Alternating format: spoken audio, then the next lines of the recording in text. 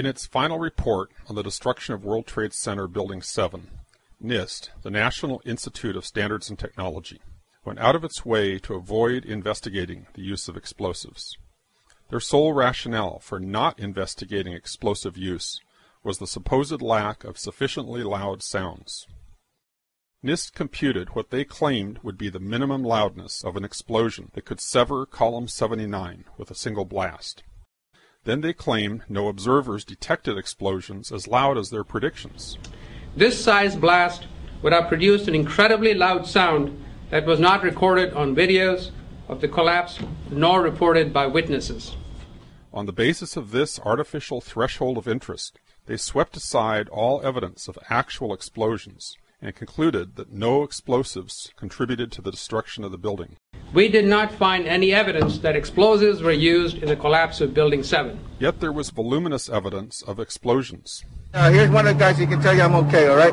Here, hold on. You want to call your mother or something? You heard explosions, like boom. We just heard one more explosion. That's about the fourth one we've heard. Craig Bartmer was a policeman who was near Building 7 as it started to come down. It was nothing I would ever imagine seeing in my life. You know, the thing started peeling in on itself, and I mean, there was an umbrella of crap 7 feet over my head that I just stared at. And somebody grabbed my shoulder and I started running, and the shit's hitting the ground behind me. And the whole time you're hearing boom, boom, boom, boom, boom. So I think I know an explosion when I hear it. A few blocks up West Broadway, looking toward the World Trade Center in the distance, Ashley Banfield was conducting an interview for MSNBC. You were just told by police that you should move out of your... The mic was set to pick up speech a few inches away. From the involuntary startle response, oh my God, we know explosions are being heard. However, listening closely, we discover that the microphone did indeed pick up the sounds of explosions, but very faintly. Turn up the volume. Listen for a low rumble in the background. You were just told by police that you should move out of your apartment, Fabiana. Yes. You've got Carolina here? Yes. They advised us to leave because we have... Oh my God. This time, the sound has been filtered to emphasize low frequencies. Listen for booms like a bass drum in the distance. In fact, you were just told by police that you should move out of your apartment, Fabiana. You've got Carolina here? Yes.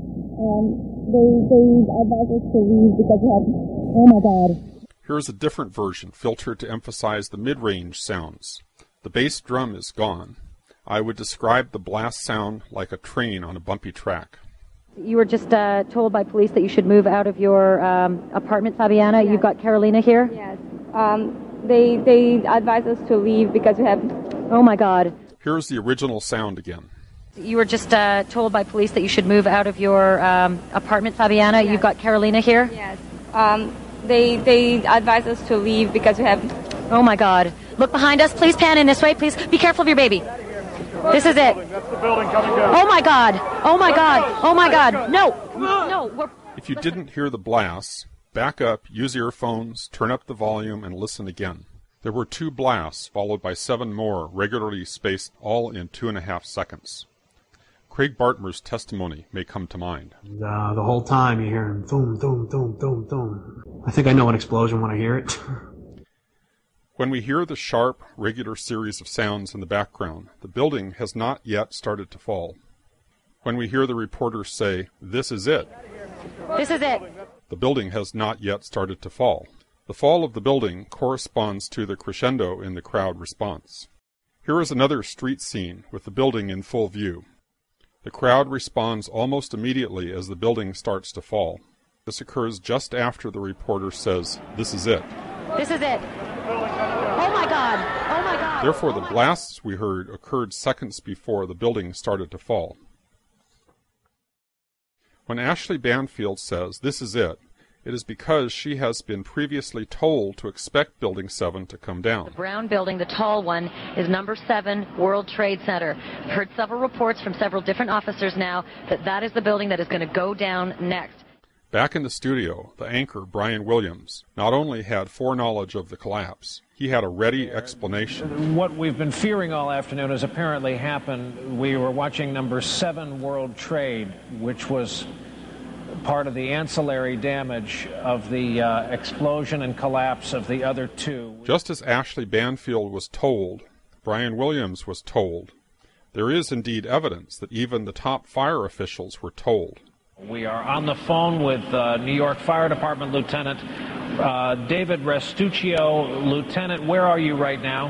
I'm at the corner of Northmore Street and Greenwich Street. Can you confirm it was number 7 that just went in? Yes, sir. And you guys knew this was coming all day? We had heard reports that the building was unstable and that it eventually would either come down on its own or it would be taken down.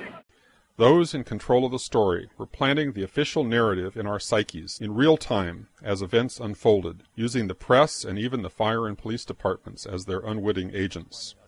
We are getting information now that one of the other buildings, Building 7 in the World Trade Center complex, is on fire and has either collapsed or is collapsing. And clearly those fires continue to burn at about 4:15 Eastern Daylight Time. Building number 7 was going to collapse.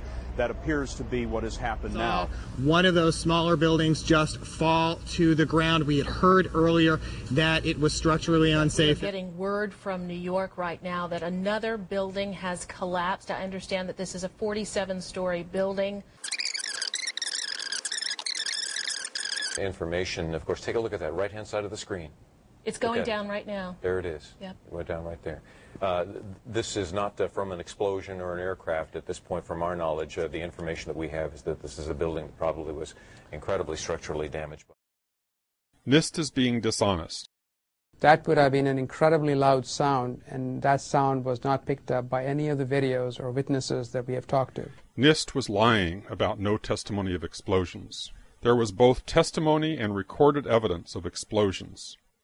However, NIST discounted any evidence of explosions that did not exceed its artificially contrived threshold of interest. The minimum sound level of interest, as determined by NIST, was based on a blast of RDX, one of the loudest explosives available, large enough to break a major column outright with a single blast. They assumed no efforts at noise abatement, complete transmission of the sound to the outside air, no absorption or blockage of the sound along the path. And who knows if they assumed the use of an efficient cutter charge, or if they simply figured the effect of a bomb planted beside a column. They don't say.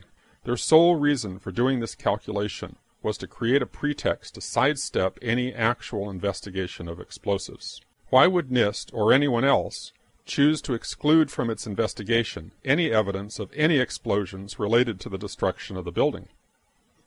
A reasonable investigator might suspect that explosions could have been used in many different ways. They could break connections rather than cut directly through the largest columns, or use silent incendiaries to weaken the columns. Ruling out RDX does not rule out the one explosive that was most likely used, nanothermite. Nanothermite can be tailored to control the sound level by adjusting the particle size and including additives. Nanothermite might be new to the public at large, but many of the scientists at NIST had expert knowledge of and experience with nanothermite. Most importantly, independent scientists have found actual remnants of nanothermite in all of the World Trade Center dust samples they have examined. Despite NIST's intimate knowledge of alternate explosives with radically different acoustic properties, they rigged their calculations to predict extremely loud sounds, and then singled out sound level as the sole criterion for what constituted a credible hypothesis. On this basis, they rejected eyewitness testimony, inconvenient recordings, One more explosion. Oh my God. and cleverly sidestepped even looking for explosive residues, evidence that explosives were in fact used to bring down World Trade Center 7. No honest scientific inquiry would ever be conducted in this way. But then, as we have seen repeatedly, the NIST report was not an honest scientific inquiry.